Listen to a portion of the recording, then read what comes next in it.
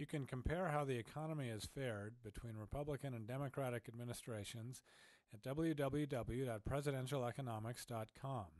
In this presentation, we compare federal spending trends and the growth of the debt between 1981 and 2008. Spending growth was higher during Republican administrations across the board, from spending on defense to social program spending, including Medicare and Medicaid. Each of these graphs indicate the annual change in spending after adjusting for inflation. Tax revenues declined during the Reagan and both Bush administrations. However, by raising spending while cutting taxes, the federal debt grew 9.4% a year on average from 1981 to 2008 over the 20 years that Reagan and both Bush administrations were in office. After inflation, the debt quadrupled under Republican presidents since 1981. The debt did not grow at all during Clinton's administration. Here we see that the debt is approaching the size of the gross domestic product, or GDP. The debt equaled 15% of the GDP in 1981, but today equals 75% of the GDP, 5 times larger.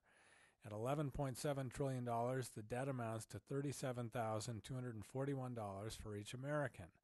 If we wanted to pay it back at a favorable 4% interest rate, we would each pay over $2,000 a year in extra taxes for the next 30 years to pay it back. All 315 million of us.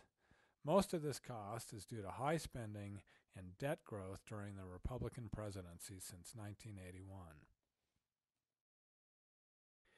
Each red bar on this slide represents defense spending.